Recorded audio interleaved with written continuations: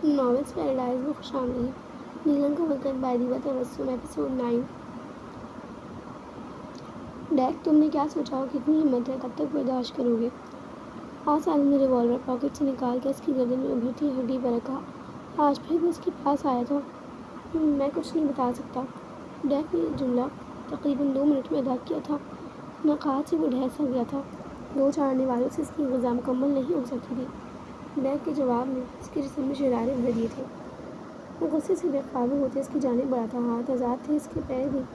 وہ زمین پر بیٹھا تھا اور میز راز کرسی پر اس کے جھٹکے سے اٹھنے پر کرسی گر چکی تھی۔ ڈیک کی شرٹ پر جو سخت گرفت ڈالی، وہ چرر کی آواز سے کالر سے ہی پھٹ گئی، مگر اس پر جنون سوار ہو چکا تھا۔ اس نے ٹانگوں کا ہاتھوں کا بھرپور استعمال کرتے ڈیک کو زخمی کر ڈالا تھا۔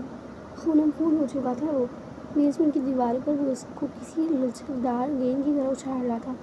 مضبوط بوٹ مار مار کر اس کا پورا منہ خون سے نہلا دیا۔ اس نے اپنی وائٹ ڈریس شرٹ کے سلیوز فولڈ کیے اور پھر سے ڈیک کو کالر سے پکڑ کر کھڑا کیا۔ حبیب کون ہے ڈیڈ؟ اس نے ڈیک کا منہ تھوڑی سی پکڑتے مقابل کیا۔ مجھے جواب چاہیے۔ اس کو نفی سے اضافہ دیکھ کر وہ دھاڑا تھا۔ امیلی ایوا وہ مار، ڈیک بڑبڑایا۔ میں تمہاری بیوی اور بیٹی کو محفوظ مقام پر پہنچا دوں گا۔ تم تعاون کر کے تو دیکھو۔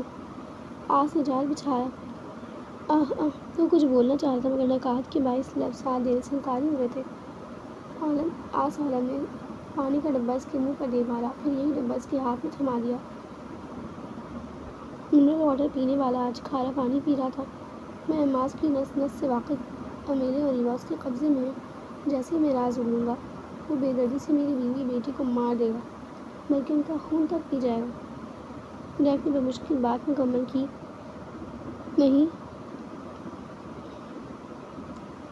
نہیں ہے وہ اس کے قبضے میں۔ چیخ کر بولا۔ ڈیک بے بسی سے رونے لگا، جس کا مطلب تھا کہ وہ کچھ نہیں بتانا چاہتا۔ اوکے، بہت نرمی سے ڈیل کیا میں نے تمہارے ساتھ، لیکن تم یہ نرمی ڈیزرو نہیں کرتے۔ سالم نے لوہے کی راڈ اٹھا لی۔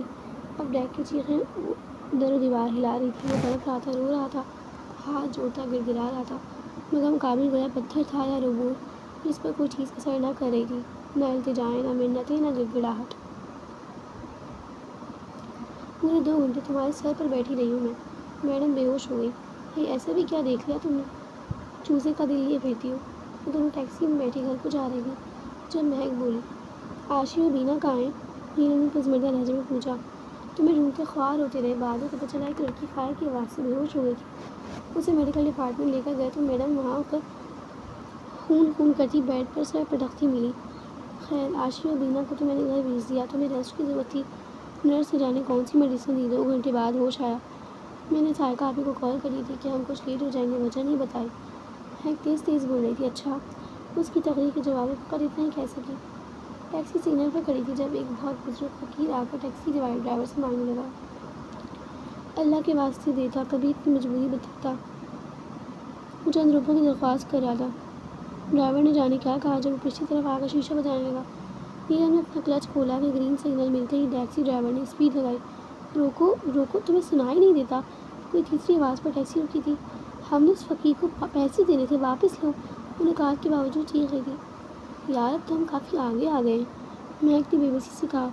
مہک، وہ مانگ رہا تھا، اس نے کھڑکی بجاتے ایک بار نہیں بار پھر بھی یہ ڈرائیور میرے روکتے بھی ٹیکسی بھگا لے گیا۔ نیلم سخت غصے میں ڈرائیور کو گھورتے بولی۔ چلو کوئی بات نہیں، غصہ نہ کرو، مہک نے نرمی سے کہا۔ کیسے غصہ نہ کروں؟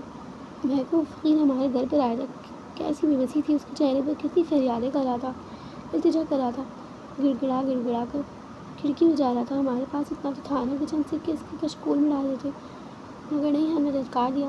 نیلم کا لہجہ گرگئی تھا۔ کم آن نیلم، پتہ نہیں وہ مستحق تھا بھی کہ نہیں، کم کر دو اپنی یہ ہمدردیاں۔ ناؤ گرو اپ، مہک اب کی بار ناگواری سے بولی۔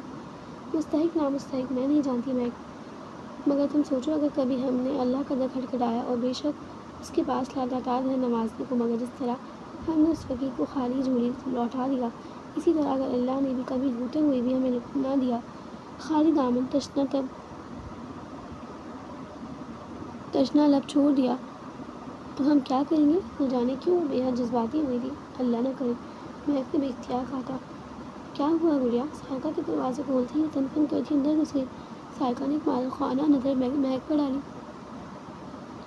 جو ٹیکسی کی کھڑکی سے ہی نہیں دیکھ رہی تھی اور پھر اندر چلی گئی۔ گڑیا ہوا کیا ہے؟ وہ بھی تیز تیز سیڑھیاں چڑھتی اوپر روم میں آ گئی جہاں وہ کلچ پٹکنے کے بعد ہلکی پھلکی پہنی جیولی اتار رہی تھی۔ بتاؤ بھی۔ سائیکا میرر کے آگے آ کر کھڑی ہو گئی۔ آپ ہی بھلا اپنے آنسو کے درمیان آپ سے فریاد کر رہا ہو، کچھ مانگ رہا ہو اور آپ کے پاس موجود بھی ہو وہ شے مگر اسے نہ دھتکار دو، رد کر دو۔ تو کیا آپ انسان کہلانے کے لائق ہو جس میں انسانیت نہ ہو؟ وہ انسان کیسا؟ نیلم چند پل کو اپنا کام ترک کیے اسے دیکھتے بولی تھی۔ اگر بات تو بتاؤ۔ کسی سائیکا کو پورا قصہ سنا ڈالا۔ ڈونٹ وری، ابھی بابا سے پڑھنے مسجد جائیں گے تو ان سے کہہ دینا کچھ پیسے مسجد میں ڈال آئیں۔ اوکے؟ سائیکا اس کی گال پر ترکی دی، اس سے فقط سر ہلایا۔ وہ اس کا پہلاوا سمیٹنے لگی تھی۔ ہم آ جائے گا تھوڑا وقت میں، ایگا نے تخت سے اٹھتے کہا، ساتھ ہی پتے بھی چھوڑ دیے۔ مگر تم کہاں جا رہے ہو؟ ہر بھی اٹھ کھڑا ہوا۔ بقیہ افراد ان کو نظر انداز کرتے آپس میں گفتگو کرنے لگے۔ یار ہم کو جامعہ کے حوالے سے کام ہے، کچھ بچہ لوگ مال لے جاتا ہے، پیسہ نہیں دے کے جاتا، بس ان کو ہی تھوڑا دھو کر آ جائے۔ ایگل نے منہ میں رکھی ماچس کی تیلی چبائی۔ میں بھی چلتا ہوں تمہارے ساتھ۔ ہر تیزی سے آگے بڑھنے لگا۔ نیچے بچھی خستہ حال سواری پر 20-25 کی تعداد بیٹھی مختلف نشوں سے لطف اندوز ہو رہی تھی۔ ارے تم کیا کرے گا جا کر؟ ہمارا کام ہے، ہم کو دیکھ لینے دو، وہ ناگواری سے کہتا تیزی سے نکل گیا۔ ہر نے شرٹ کی پاکٹ سے سیل فون نکالا اور قدرے کونے میں جا کر نمبر ڈائل کرنے لگا۔ ابھی نکلا ہے وہ، جلدی بتاؤ۔ بات مکمل کرتے ہی اس نے کال کینسل کر دی اور واپس اپنی نشست پر آ بیٹھا۔ وہ لوگ داخلی گیٹ پر پہنچے اور ٹکٹ لے کر اندر داخل ہو گئے۔ آرشی، بینا، نیلم، میگ اور اس کی کزن جو عمر میں ان سب سے بڑی تھی، احتیاطاً اسے ساتھ بھیجا گیا تھا۔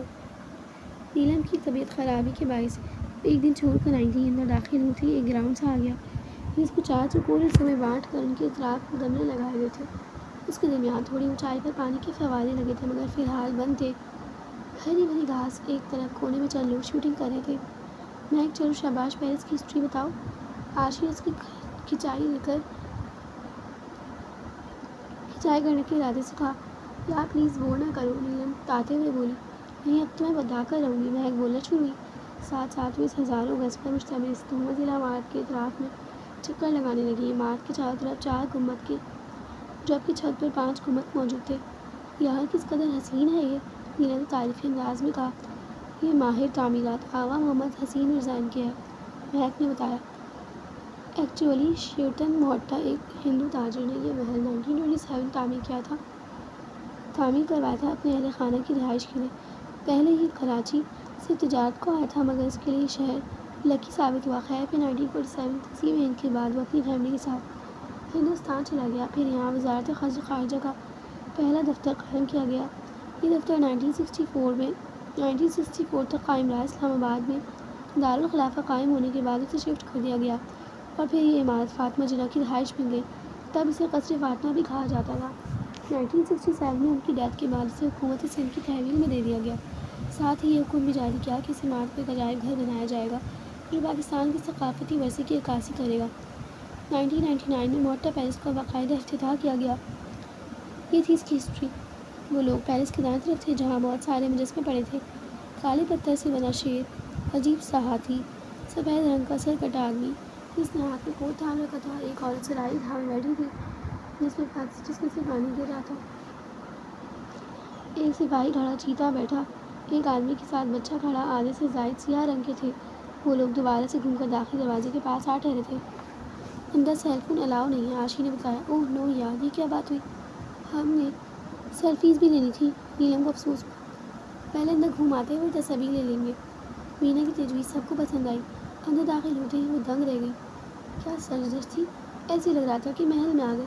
دونوں منزلوں پر 16 کمرے تعمیر تھے۔ اندر biogeographical themes, maps of Pakistan, history of Pakistan, Islamic history of Pakistan, یہ چند تھیمز کے علاوہ سونے کے حروف والا قرآن شریف تھا۔ پورا ویو کرنے کے بعد وہ لوگ باہر آ گئی۔ اب چونکہ 4 بج رہے تھے تو لوگوں کی آمد و رفت بھی بڑھ گئی تھی۔ رش ہونے لگا، عموماً اتنا نہیں ہوتا تھا۔ ہماری بالکل اچھی نہیں آئی، ڈیلیٹ کر اسے میگ، نیلم چلائی۔ بہت زبردست ہے، چڑیل لگ رہی ہے۔ میگ نے تصویر دیکھتے مذاق اڑایا جس میں ہوا چلنے کے باعث نیلم کا پورا چہرہ اس کے بال ڈھانپ چکے تھے۔ مہک ڈیلیٹ کرو، وہ اس کی جانب رکھی۔ تم کرتی ہو؟ وہ پیچھے ہوئی۔ نیلم اس کی جانب بڑھی۔ مہک نے دوڑ لگائی۔ مہک! نیلم بھی کہاں ہار ماننے والی تھی۔ مہک اس کے پیچھے بھاگ رہی تھی۔ مہک گھاس سے اتر کر ہزاری میں بھاگنے لگی۔ نیلم بھی پیچھے ہوئی۔ بلاک ہیل بہنے سے کافی دشواری ہو رہی تھی، مگر وہ بھی اپنے نام کی ایک تھی۔ ایگل راہداری سے گزر رہا تھا، جانے کتنے رکشے بسیں بدل کر وہ یہاں تک پہنچا تھا۔ اسے پتہ تھا کہ ہر نے کوئی مخبر چھوڑ رکھا ہے۔ سامنے سے آتے تقریباً اپنے ہم عمر شخص کی جانب دیکھ کر اس نے سر پر بندھے رومال کو اور کس لیا، ساتھ ہی دائیں کندھے کو حرکت دی تھی۔ مقابل نے بھی کندھے کو حرکت دی اور آگے بڑھنے لگا۔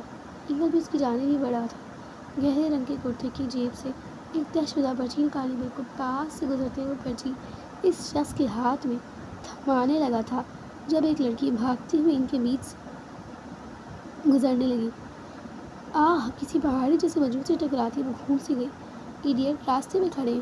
وہ بڑبڑاتی ہوئی آندھی طوفان کی طرح واپس بھاگ گئی۔ ایگل نے آس پاس دوڑائی، پرچی زمین پر کہیں نہیں تھی۔ گملوں کے پاس دیکھا ادھر ادھر، مگر نہ جانے کہاں چلی گئی تھی۔ تم گھوم کر آؤ، میں تلاش کرتا ہوں، ایگل رازداری سے بولا۔ وہ شخص اب میوزیم کے اندر جانے لگا تھا، ایسی پوز کر رہا تھا جسے یہاں گھومنے آیا ہو۔ ایگل اوقات نظروں سے چاروں طرف میں دیکھنے لگا۔ اسے دور سے 5 لڑکیوں کا گروہ اچھل کود کرتا نظر آ گیا۔ ایگل کے قدم اسی جانب اٹھنے لگے۔ جب کہہ دیا تھا کہ ڈیلیٹ کرو، پھر کیوں نہیں مانی؟ بھگت لیا نا۔ وہی لڑکی جو اس سے کچھ دیر قبل ٹکرائی تھی اونچا بولتی ہنس رہی تھی۔ اس کی ہنسی سے گویا جلترنگ سا بج اٹھا تھا۔ آہ! میرے پیر! مہک پیر سینڈل سے آزاد کرتی گھاس پر بیٹھ گئی۔ سنیں؟ اس نے پاس جاتے بلند آواز میں کہا۔ سنائیں! 2-3 لڑکیاں شرح لہجہ اپناتے ایک ساتھ کورس میں بولی، جبکہ ان میں سے بڑی کی عمر کی لڑکی نے سب کو گھور کر دیکھا۔ ٹکرانے والی لڑکی اپنے سیر کی جانب متوجہ تھی۔ جی کہیں وہی میچور لڑکی بولی۔ جی کہیں وہی میچور لڑکی بولی۔ ایکچولی کچھ دیر پہلے یہ لڑکی آ کر ہم سے ٹکرائی تھی، اس نے نیلم کی جانب اشارہ کرتے کہا۔ بات ابھی ادھوری تھی مگر وہ سیل فون چھوڑ کر چند قدم آگے بڑھی تھی۔ ٹکرائی تھی؟ مطلب کیا تمہارے کہنے کا؟ ہم جان بوجھ کر ٹکرائے تھے تم سے؟ دماغ خراب ہے ہمارا؟ دنیا جہاں کے ہینڈسم مر گئے تھے جو ہم پینڈو کاجل کی دکان کو ٹکر ماریں گے؟ نیلم نے تڑک خس کا جملہ اچکتے گولہ باری کر دی تھی۔ لسن میم، نہ ہی میں پینڈو ہوں نہ ہی کاجل کی دکان۔ ابھی وہ انگلی اٹھائے مزید کچھ کہتا کہ وہ پھر بول پڑی۔ کاجل نہیں تو سرما بھرا ہے نا، پورے مہینہ کا ایک ہی دن لگا لیا ہے، کم لگا لیتے تو شاید تمہیں ہم نظر آ جاتے، مگر نہیں، شوق ہوتا ہے تم جیسے لفنگڑوں کو۔ خوبصورت لڑکی دیکھی نہیں کہ اندھے پن کا مظاہرہ شروع۔ قوت سے کہتی وہ حسینہ ایگل کو زہر بھی بری لگ رہی تھی، زہر سے بھی بری لگ رہی تھی۔ خوبصورت، آپ انتہائی بدتمیز، بد تہذیب اور بد زبان ہیں، وہ بھی جواباً دو بدو بولا تھا۔ او مسٹر تم! نیلم چپ کر جاؤ۔ مہک نے اسے ہاتھ سے پکڑ کر پیچھے گھسیٹا۔ اصل بات بتائیں۔ مہک کی کزن آگے بڑھی۔ پتہ نہیں اس لڑکی نے کیا کہا تھا جب وہ مہک سے گزرتی نیلم کے قریب آئی۔ تمہارے پاس کوئی پیپر ہے، کوئی پرچی وغیرہ؟ نہیں تو ہم یہاں پڑھنے کے لیے تھوڑی آئے ہیں، وہ منہ بناتے ہوئے بولی۔ وہ لڑکا کہہ رہا ہے کہ تمہارے ٹکرانے کے بعد اس کے ہاتھ میں جو پیپر تھا وہ کھو گیا۔ مہک کی کزن نے مزید کہا۔ تمہارا مطلب کیا ہے؟ ہم اتنے گئے گزرے ہیں کہ کاغذ چوری کرتے پھریں؟ بولے تو تم شکل سے ہی کوئی کرمنل لگتے ہو۔ ابھی سیکیورٹی کو بلاتے ہیں، وہ تب کر بولی تو مہک اس کی کزن آگے بڑھی۔ میں اس کی طرف سے معذرت کرتی ہوں، اگر آپ کا پیپر ہمارے پاس ہوتا تو ہم دے دیتے۔ ریئلی سوری، مہک کی کزن معذور خانہ لہجے میں بولی۔ چلو لڑکیوں، نیلم کو کھینچ کر لے جاتے ہوئے اونچی آواز میں بولی تو باقی سب کی بھی پل جھپکتے غائب ہو گئی۔ ایگل ہاتھ ملتا وہیں کھڑا رہ گیا۔ 2 گھنٹے پورا میوزیم چھان مارنے سے بھی وہ کاغذ کا ٹکڑا نہ مل سکا۔ مسافر بس کراچی سے سرگودا جا رہی تھی کہ کینٹ اسٹیشن کے قریب زوردار دھماکے کے بعد اس میں آگ لگ گئی۔ دھماکے کے نتیجے میں 10 افراد جاں بحق اور 60 زخمی اور لاشوں کو جناح ہسپتال منتقل کر دیا گیا، جہاں 6 افراد کی حالت تشویشناک واقعے کے بعد جناح ہسپتال میں ایمرجنسی نافذ کر دی گئی۔ فائر بریگیڈ کے عملے نے فوراً آگ بجھائی، تاہم دھماکے کے نتیجے میں بس مکمل طور پر تباہ ہو گئی اور قریبی عمارتوں کے شیشے بھی ٹوٹ گئے۔ شہر پر ٹی وی پر ہر ایک ہی خبر بار بار چلائی جا رہی تھی، جلی لاشیں، بسیں، زخمی لوگ، متاثرہ مکان۔ یونٹ میں بالکل خاموشی تھی۔ دم سادے سب یہ خبر سن رہے تھے، اپنی عوام کو اس وقت مشکل میں آہیں سسکیاں بھرتے دیکھ رہے تھے، مگر جیسے بے بس ہو گئے تھے، جیسے ان کے ہاتھ پیر باندھ دیے گئے ہوں۔ اگر ان سب میں کوئی شور کر کے اپنا غصہ نکال رہا تھا تو وہ میجر آج تحریرات پر مکے برساتے ہوئے چیخ رہا تھا۔ میں نے پوری رات لگا دی، پورا دن لگا دیا، میں نے کام رہا۔ اس سب کے پیچھے صرف اس کا قصور ہے، میں چھوڑوں گا نہیں، اسے جان سے مار ڈالوں گا۔ دیوار پر مکے مارتے ہوئے چلا کر بول رہا تھا، اس کے ہاتھ کا گوشت پھٹ چکا تھا۔ آج کول ڈاؤن یار، پاگل ہو گئے ہو کیا؟ تم نے کوشش تو کی تھی نا، کورس بھی حاصل کر لی تھی، اب اگر اللہ کو نہیں منظور؟ نہیں، جو کچھ بھی ہوا ہے میری لاپرواہی کے نتیجے میں ہوا ہے، وہ اپنی ساتھی کا ہاتھ جھڑکتے بولا۔ میجر آج سے ڈائریکٹر جنرل صاحب کی میٹنگ ہے، اس کے لیے آپ کو اسلام آباد جانا ہوگا، اور یہ سائی کے ہیڈ کوارٹر میں ہی آپ کی ان سے ملاقات ہو سکتی ہے۔ اس ایک ہفتے کے اندر جیسے آپ کے پاس وقت نکلتا ہے، اس میں ٹائمنگ فکس کر دوں گا۔ کیپٹن شاہین نے اس کے برابر بیٹھتے زخمی ہاتھ سے بہتے خون کو صاف کرتے پٹی باندھی، ساتھ ہی اطلاع بھی دی تھی۔ پہلے تو مجھے مزید رہائی ہونے سے روکنی ہے۔ ایماس کے مطابق اس میں 3 کورس تھے، ایک دھماکہ تو میں نہیں روک سکا، مگر باقی 2 کا سراغ لگانا ہے، اور اسی کے لیے اگر مجھے اس کی جان بھی لینی پڑی تو میں ایک پل کا بھی توقف نہیں کروں گا۔ بے لچک لہجے میں کہتا آٹومیٹک پسٹل اٹھائے نکل گیا۔ دادو، جب آپ کی صحت ٹھیک نہیں تو کیوں روزہ رکھا؟ پہلے روزے ہی ہاسپٹل کے درشن کر آئیں، آ گیا سکون۔ نیلم نے ابرار صاحب سے دوائیوں کا شعبہ تھامتے کہا، جبکہ سائقہ دادو کو تخت پر لٹا رہی تھی، ان کے سر کے نیچے تکیہ رکھنے لگی۔ میں روزہ کیوں نہ رکھوں بھائی؟ کون سا پورا سال روزے رہتے ہیں؟ ایک یہی تو بابرکت مہینہ ہے، گناہ بخشوانے کا، توبہ کرنے کا۔ دادو آرزو سے بولی۔ گناہ کم کرنے تھے نا دادو، وہ مسکراہٹ دباتے بولی۔ ابرار صاحب اور سائقہ نے بھی مشکل ہنسی ضبط کی۔ تیرا مطلب کیا ہے؟ دیکھ ابرار، سمجھا دے اسے، اس وقت میرے منہ نہ لگے۔ دادا بھڑک اٹھی۔ اماں تنگ کر رہی ہے آپ کو بس، ابرار صاحب ہنستے ہوئے بولے۔ دادو نے اسے انگلی سے نوازتے بازو چہرے پر رکھ لیا۔ میں آج دادو کے پاس ہی سو جاتی ہوں، سائقہ تکیہ اٹھا کر قالین پر رکھتے ہوئے بولی۔ ہمیں نہیں آتی، نیچے نہیں، ہم اپنے کمرے میں ہی سوئیں گے۔ نیلم منہ بسوتے ڈرائنگ روم سے نکل گئی۔ ابرار صاحب بھی جا چکے تھے، رات دھیرے دھیرے سرک رہی تھی، کمان کسی ساکھ لیے چاند پورے آسمان پر طلوع تھا۔ کھڑکی پر پردے سرسر آ رہے تھے، ہواؤں کے جوش پر اڑتے رات کے سناٹے میں ہلکی سی آواز پیدا کرتے دنیا جہاں سے بے خبر وجود میٹھی نیند کی آغوش میں ہچکولی لے رہا تھا۔ بغیر کوئی آواز پیدا کیے مضبوط قدم اٹھاتا آگے بڑھ رہا تھا، ایک ہاتھ میں FN-57 پسٹل تھامے، دوسرے سے دھوپ اندھیرے کی چیزیں ٹٹولتے بیڈ کی جانب بڑھ رہا تھا۔ کھڑکی کا پردہ سرکا اور بیڈ پر موجود وجود کے چہرے پر چاندنی بکھر گئی۔ قیامت خیز حسن تھا، کوئی بار اسے دھوکہ لگنے لگتا جسے کسی سے اتنی مماثلت بھی رکھ سکتا تھا۔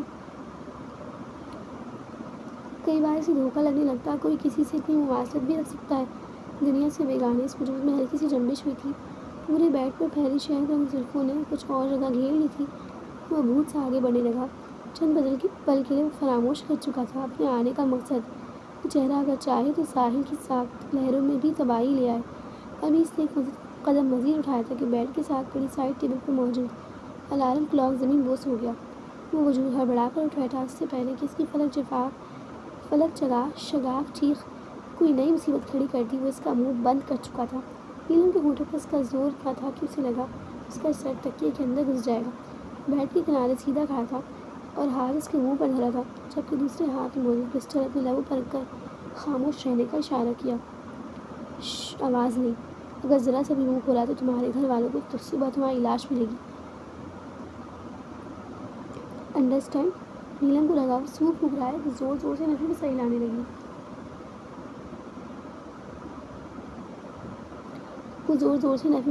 لگا۔ ہاتھ اٹھا رہا ہوں مگر آواز نہیں۔ ایک بار پھر وارن کرنے کے بعد وہ ہاتھ اٹھا چکا تھا، پسٹل سے نیچے اترنے کا اشارہ کیا۔ نیچے اترو۔ مدھم آواز میں بھی غراہٹ نمایاں تھی۔ وہ کپ کپاتی ہوئی نیچے اتر گئی۔ نائٹ ڈریس میں وہ اس وقت لاپرواہ سی انگلیاں میں بھی چھٹک جانے پر مجبور کر رہی تھی، مگر مقابل کمزور نہ تھا۔ اس کا بس چلتا تو اس کی جان لے کر 10 افراد کو واپس لے آتا۔ بازو سے دبوچ کر اسے بیڈ کے کنارے پر نیچے پٹخا، خود بھی گھٹنوں کے بل اس کے مقابل بیٹھ گیا۔ وہ کاغذ کہاں ہے؟ ہو نہ ہو وہ تمہارے پاس ہی ہے۔ اس کے سرد لہجے میں کیے گئے سوال پر چھن سے اس کی ذہن کے پردے پر واپسی کو منظر لے رہا ہے۔ آپ ہی سمیٹ لیں گے نا، تھوڑی دیر ریسٹ کرنے دے، تھک گئے۔ سائقہ نے اسے ڈریس، سینڈل اور بریسلیٹ اٹھانے کا کہا، جو سب پہن کر وہ میوزیم گئی تھی۔ واپس آتی تھکن سے ڈھہ گئی۔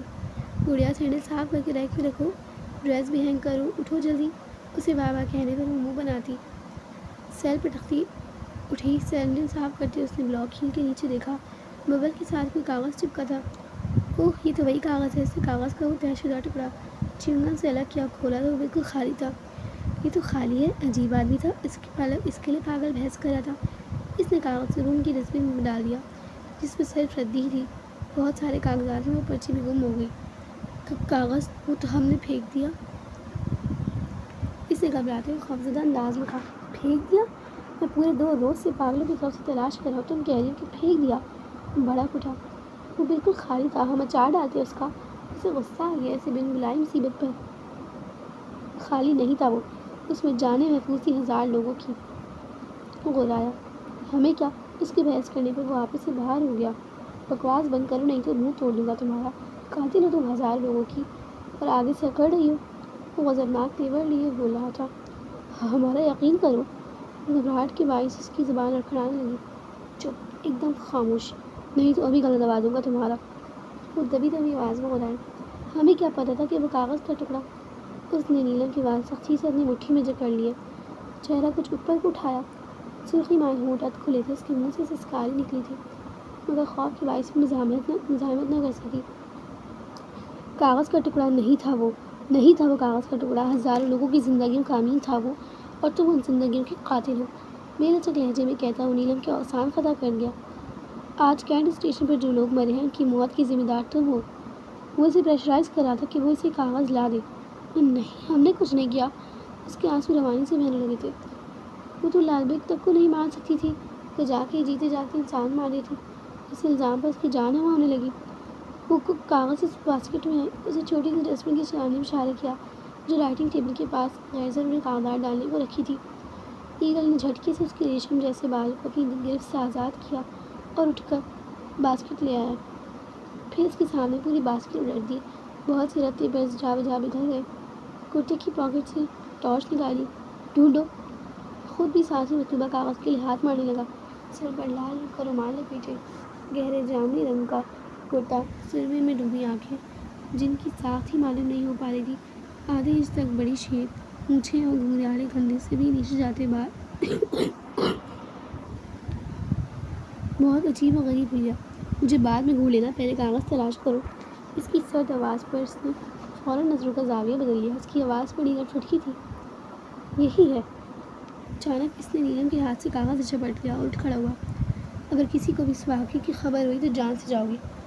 ہلکا سا اس کی جانب جھکتے ٹھہرے سرد لہجے میں کہتا. اس کے وجود پر خوف کی چادر چڑھا گیا تھا. اس کے جانے کے تقریباً 10 منٹ بعد وہ اٹھی اور ڈرتے ڈرتے روم کے دروازے تک پہنچی. ایک آنکھ باہر نکال کر دیکھا. اندھیرا ہی اندھیرا تھا. رات کے 2 بج رہے تھے. 3 بجے سائیکل سیاری کی لٹتی تھی. وہ اس قدر خوفزدہ ہوئی کہ آہستہ آہستہ سیڑھیوں اترتی ڈرائنگ روم میں آ گئی جہاں دادو اور سائیکل سو رہی تھی. بڑے صوفے پر لیٹ کر اس نے کشن زور سے بازو میں دبا کر آنکھیں میچ لی. تیزی سے سفید پورے کاغذ پر پینسل چلاتے اس کے ہاتھ رک گئے. حروف صاف نظر آنے لگے جنہیں اس نے ایک اور کاغذ پر صاف اتار لیا. کیو کے ساتھ آئی یا الف لکھا تھا. پھر سی بنا کر ایک اور آئی بنایا ہوا تھا اور آخر میں الٹا سی. اس کے بعد ایک لائن چھوڑ کر سی کے نیچے 1 لکھا تھا اور کیو کے ساتھ والے آئی کے نیچے 2 لکھا تھا جبکہ سی کے ساتھ آئی کے نیچے لائن لگا کر 3 لکھا تھا. اوپر والی لائن پر ٹی کے ساتھ 5 بھی لکھا تھا. اس کا کیا مطلب ہو سکتا ہے؟ اس کے ساتھ ہی نے پرسوچ انداز میں کہا. اس مشن پہ چند جونیئرس کے حوالے کیے گئے تھے. یہ کاغذ منہاج کی ذہانت کا منہ بولتا ثبوت ہے. میرے پاس اتنا وقت نہیں کہ اس کھیری کو خود سلجھانے بیٹھ جاؤں. یہ کوڈ اگر کوئی بتا سکتا ہے تو وہ ڈیک ہے. کاغذ کا ٹکڑا اٹھا کر کمرے سے نکل گیا. اگلے 10 منٹ میں وہ ڈیک کے سامنے تھا. اس کی حالت دن بدن بدتر ہوتی جا رہی تھی. میجر آج کے آرڈر پر اسے بجلی کے جھٹکے دیے گئے تھے.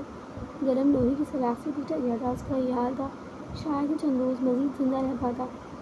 ڈیک ان کوڈز کا مطلب بتاؤ. اس نے کاغذ کا ٹکڑا ڈیک کے سامنے لہرایا. سپاٹ لہجے میں پوچھا تھا. وہ ایک طرف لڑکی گردن مڑے ہاتھ پیر کے ساتھ ویسے ہی پڑا رہا. ذرا جنبش نہ ہوئی. میجر آج نے پانی کا استعمال کرتے اس کے سوئے حواس بیدار کیے. وہ تب بھی کچھ نہ بولا تو میجر آج نے نیا طریقہ سوچا. ڈیک مجھے بہت افسوس سے کہنا پڑ رہا ہے کہ جس شخص کی خاطر تم نے اتنا ٹارچر سہا اس نے تمہاری بیوی اور بیٹی کو دردناک موت دی ہے کہ سن کر وہ دردناک موت بھی ہے کہ سن کر تمہارے رونگٹے کھڑے ہو جائیں گے۔ تڑپا کر مار رہے میری مانو اپنی بیوی کا بیٹی کا بدلہ موت کا بدلہ لو۔ اس سے اچھا موقع تمہارے پاس نہیں آئے گا۔ ڈیتھ نے اسے بے یقینی سے دیکھا، پھر اس کا جسم ہولے ہونے لرزنے لگا۔ وہ زمین پر ایک جانب کو ڈھہ گیا، فرش پر خون ہی خون ہو گیا۔ آج حیران کھڑا تھا، اس کا سر اٹھا کر دیکھا، اس کے منہ سے خون نکلا تھا، نبض چہکی بند تھی۔ مطلب میدان اظہار تک پہنچنے کا ایک بڑا دروازہ بند ہو چکا تھا۔ ڈیک کی موت دل پھٹ جانے کے باعث ہوئی تھی۔ وہ شخص جس نے نہ جانے پچھلے کتنے سالوں سے کتنے لوگوں کی جانیں لی تھی، بم دھماکے کروائے تھے، کتنی ہی آہیں اس کے کانوں میں پڑی تھیں، سسکیاں، فریادیں، مگر اس کا دل ہلکا سا بھی نہ کانپا تھا۔ اور آج اپنی بیوی بیٹی کی موت کی جھوٹی خبر سن کر ہی اس کا دل پھٹ گیا تھا۔ انسانیت تمام انسانوں کے لیے مر گئی تھی، زندہ تھی تو صرف اپنے سے جڑے، اپنے سے منسلک رشتوں کے لیے۔ گڑیا سائیکل اس کا کندھا نچوڑا۔ 12 بج رہے تھے، وہ سو رہی تھی، صبح سحری بھی ڈھنگ سے نہیں کی تھی۔ وہ ہڑبڑا کر ہلکی سی چیخ مارتی اٹھی تھی، چہرے پر گھبراہٹ اور خوف تھائی ہوتا۔ کیا ہوا، اتنا گھبرا کیوں رہی ہو؟ کوئی خوف دیکھا ہے پھر سے؟ سائیکل نے ہاتھ میں اپنی چادر برابر والے صوفے پر ڈالتے تشویش بھرے لہجے میں پوچھا۔ سحری کے بعد بھی وہ یہی صوفے پر ہی سو گئی تھی۔ سائیکل نے کمرے میں جانے کا کہا مگر وہ نہ مانی۔ نہیں، ہاں شاید وہ اپنے حواسوں میں نہیں لگ رہی تھی۔ پھر دونوں ہاتھ ماتھے تک لے جا کر بال سمیٹے اور جوڑے کی شکل دینی چاہی، مگر باغی زلفیں پھر بکھر گئیں۔ آپ کیا کہہ رہی تھی؟ اس نے خود کو پرسکون کرتے پوچھا۔ کیا ہوا ہے گڑیا، گھبرائی کیوں ہو؟ کیسے خواب ہیں یہ جو تمہارا پیچھا نہیں چھوڑتے؟ نیلم نے ٹانگیں سمیٹ لی تھی۔ سائیکل وہیں بیٹھی سوال کرنے لگی۔ آپ ہی، ہم جب بھی ایسے خواب دیکھتے ہیں ہمیں لگتا ہے کہ ہم حقیقت میں وہاں موجود ہیں، اور اب پتہ لگا ہے کہ ہمیں عربی جملے سنائی دیتے ہیں، کبھی خیال کی آوازیں، کبھی ایک انسان سے نکلتی ان گنت پرچھائیاں، کبھی وہ مضبوط سفید ہاتھ۔ کچھ دن پہلے خواب میں دیکھا کہ وہی سفید ہاتھ بھورے بالوں سے بھرا ہماری طرف بڑھ رہا ہے، اور جب ہم اس کی ہتھیلی پر نظر ڈالتے ہیں تو وہاں برکت جگمگا رہا ہوتا ہے۔ ہم فوراً سے اچک لیتے ہیں، وہ ہبلا واپس اندھیرے میں گم ہو جاتا ہے، پھر اچانک وہ پیچھے سے ہمارا منہ دبوچ لیتا ہے اور گھسیٹنے لگتا ہے، اندھیرا بڑھنے لگ جاتا ہے، پھر ہماری آنکھ کھل جاتی ہے۔ وہ ٹھہر کر بول رہی تھی، آج کرسی پڑھ کر سویا کرو نا۔ سائیکل نے اس کا گال تھپتھپایا۔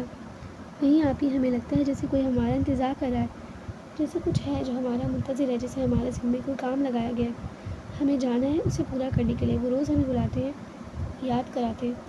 سائیکل کا ہاتھ پکڑے نم لہجے میں بولی، تجھے کیا ہوا ہے، کیوں رو رہی ہے، روزہ لگا ہے کیا؟